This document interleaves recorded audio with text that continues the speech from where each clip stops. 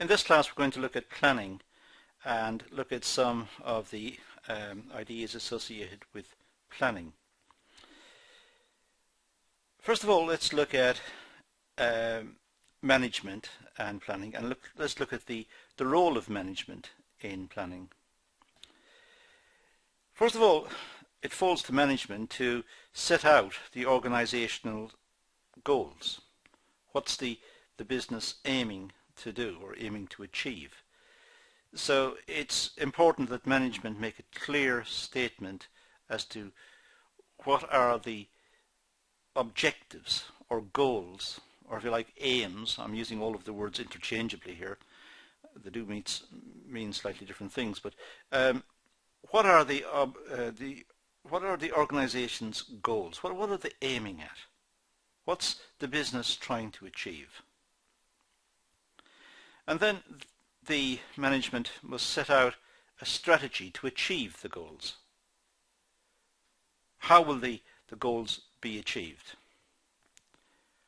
Thirdly, developing a comprehensive set of plans to integrate and coordinate organizational work.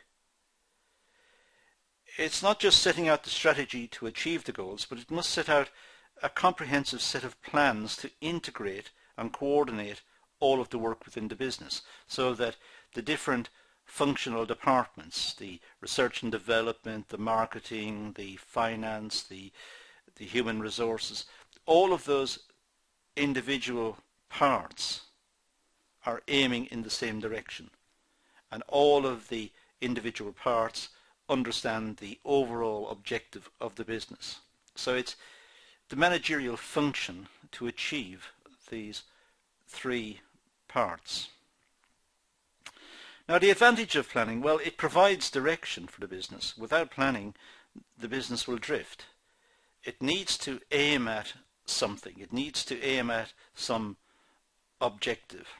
So it needs to say, well, the objective is to grow by 3% next year, or the objective is to launch a new product in 2 years' time, or whatever. So it gives the business direction. It reduces uncertainty as a consequence. The business may be beset by uncertainty. There's all sorts of uncertainty facing the business as it is. Market uncertainty, what the competitors are doing, or changes in tastes or fashions or trends within society. There's uncertainty created by new technology that's emerging all the time, and international trade patterns, and the government may create uncertainty about its taxation plans or its government spending plans. There are all sorts of uncertainties in the market, but at least having an objective reduces one of the uncertainties. The business itself, it knows where it wants to be, and that is a part of reducing the uncertainty. A plan also can lead to a reduction in waste and redundancy. If there is a plan, and if all of the departments are aiming in the same direction, then the resources can be targeted at that objective. So they know what machinery, exactly what machinery they need. They know what functions they need within the business. They know what personnel they need. They know what raw materials are required. So it reduces waste. It reduces buying in general, or buying in general staff, hiring general staff. What they perhaps need are to hire specialists. So it reduces waste. It reduces redundancy in terms of the usage of machinery and space, office space perhaps. It reduces costs by having a specific target. And because the business knows where it's aiming, it sets standards for controlling the business. It knows if it's moving in the right direction. It can monitor its performance. It looks at its budgets to see if there's overspending or underspending. It looks at the scheduling of the project to see where it's got to. If by a certain date it hasn't hit where the schedule suggested it should have been, there can be an investigation into why, what went wrong, why is the business underperforming. So it sets standards for controlling the business, and these are important advantages of the planning framework.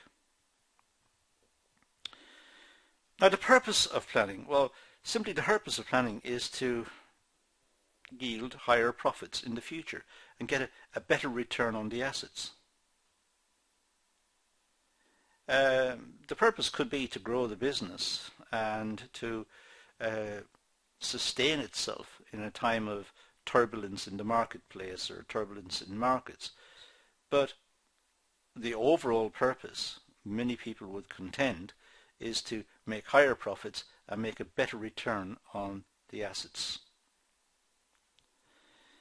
But, as I said, other positive financial results could flow as well, and maybe also part of the purpose. For example, better cash flow, better return on other assets, perhaps assets that are not in the front line, perhaps the premises in general, a better return on those.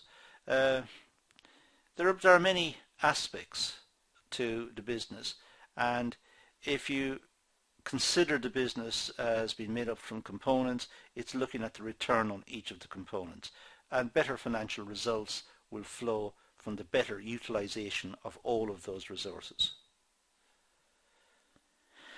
The quality of planning and implementation affects the performance more than the extent of the planning. The quality of planning is all important.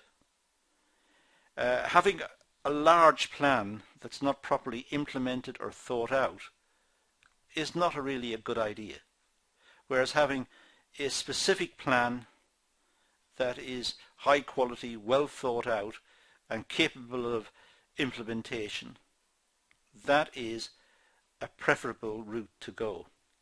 So it's the quality of the planning that's important, not the quality the quality of the planning and its implementation that are important, not the having a big plan that's not going anywhere, that's not doing anything, it's too big, it's too complex, it can't be implemented.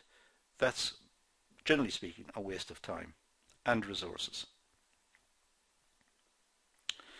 Now, the goals and objectives of the plan. Well, let's start with the goals.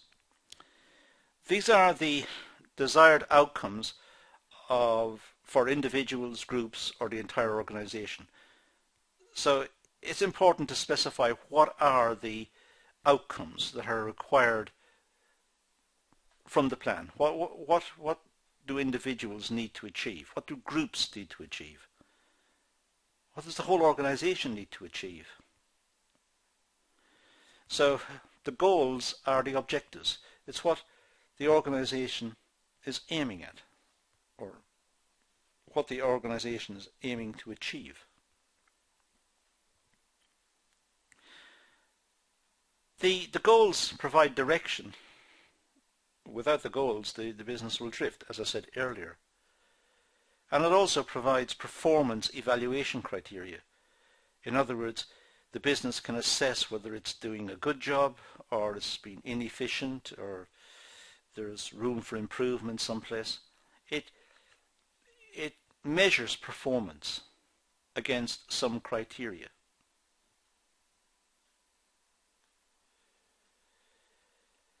Then we've got the plans. These are documents that outline how goals are to be accomplished.